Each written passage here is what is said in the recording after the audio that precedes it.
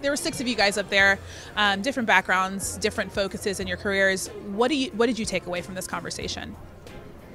Well, I think that it was good that we had all the different perspectives up there, people in different parts of the industry. Everybody was concerned about the same thing, and that is that there are certainly remnants of racism in American sport as well as in American society.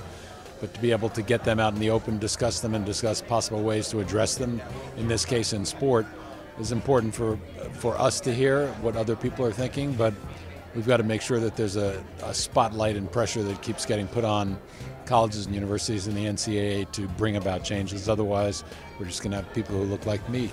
One thing Bill Roden talked about is the fact that when we started the conversation, that it is racism, and it's not just race in sport, but it's a bit of racism. Do you think that that's something that people are aware of? Well, I think the general public looks at college football and college basketball and sees a lot of African Americans playing, and they think that's all that matters. They don't get the information about how few coaches there are, how few administrators there are.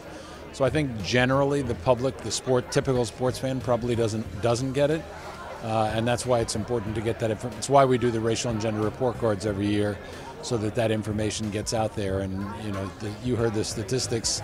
Virtually 90% of every significant position in college sport, from coaches to administrators, are held by white men.